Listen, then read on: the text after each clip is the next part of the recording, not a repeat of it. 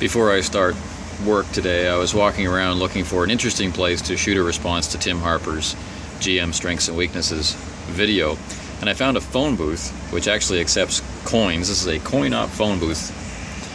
It has no door, but you know, I don't think I've seen a phone booth, certainly not one that accepts coins, in a really long time, so I decided that this would be my location. GM Strengths and Weaknesses. I'm going to start with strengths and end with weaknesses just because.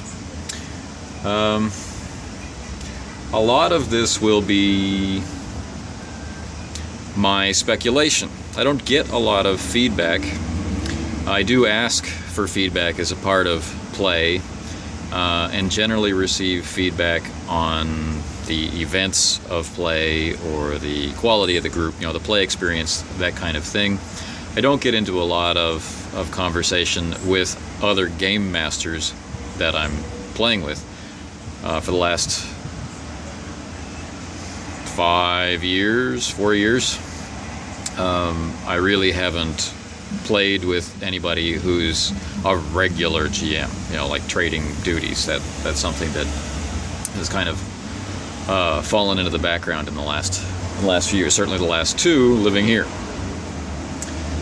So take all this with a grain of salt. I like to think that I produce a lot of believable and engaging detail in the worlds that I create, the settings that I bring out of the games we play or create for the games we play. As I'm trying to go for a world that's real enough that decisions have, you know, some grit and some traction to them, but manageable enough that doesn't bog you down with a lot of extraneous detail. You know, that's a goal that I have, and I think, or I hope, that most of the time I achieve it. Which is not to say that there aren't moments of analysis paralysis, but generally I feel that those are in character.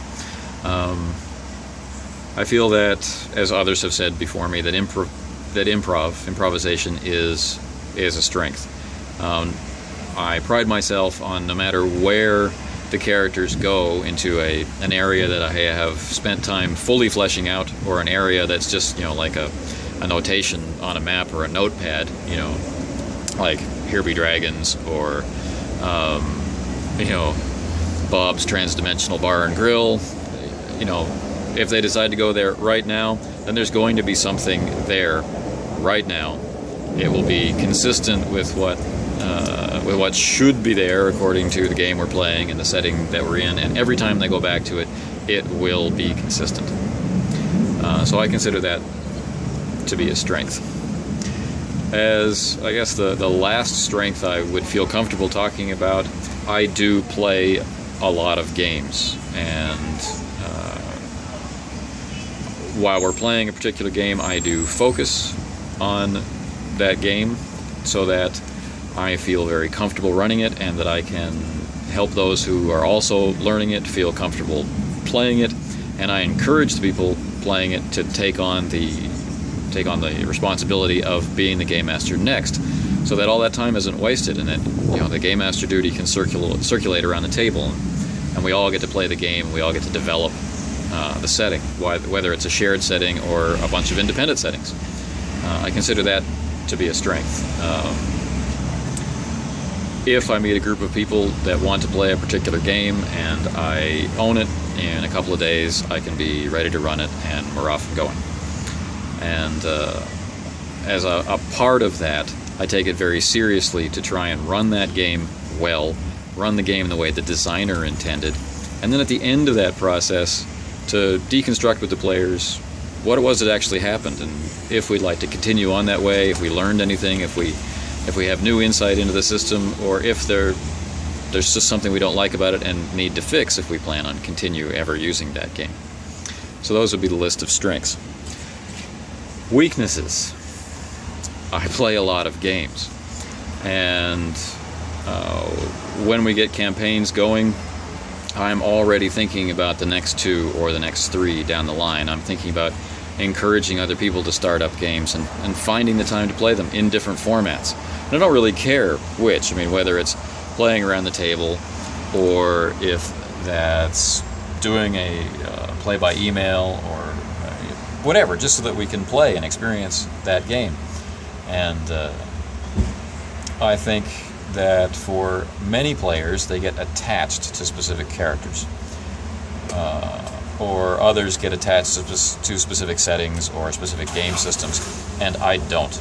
I've got characters that I love, and I can stop playing them today and start playing another one tomorrow, and then switch back and forth, and I'm happy. Or a game system, I can start playing it now, and switch to another game system tomorrow, and I'm still happy. As long as we're playing, as long as we're exploring the hobby in some way, I'm satisfied. So I think, if you're in the market for a game master to run your, I don't know, Blue Planet game for the next 2 years, I might not be your guy, because I will run that Blue Planet game for 2 years, but I'll also be urging you to add other games to it and explore, and not everybody's into that. Another weakness, I do build detailed worlds which expect a lot of players and are built not for their characters. They are built to be consistent, and when we go through the character design process, your characters are expected to fit into that world in a natural way and be played that way. And it's the character that's the focus of attention. So I'm not out there to produce a thrill for the player. I'm expecting the player to produce that thrill. I'm expecting to treat the character as if it were real on both sides of the screen. For someone looking for excitement, who plays that way, they'll get it, and they'll get it in spades. For someone who is expecting to be entertained from the idea of the game master having a lot of authority over a story which is being created and fed to the players piece by piece, I don't think you want to play with me. I can play that way, but I also think that the players would be able to notice that I'm not really enjoying myself as much as when we play the other way. And I think it's important that everybody enjoys the style of play. The last thing, the thing that bothers me most, and the one I want to end on, so maybe I'll get some advice back, is the representation of characters. I feel that when I have a large number of NPCs in the same scene, that this taxes me beyond my abilities to portray differences, and I will take shortcuts. I will drop out of character and start doing, like a God mode narration. I'll drop into the third person.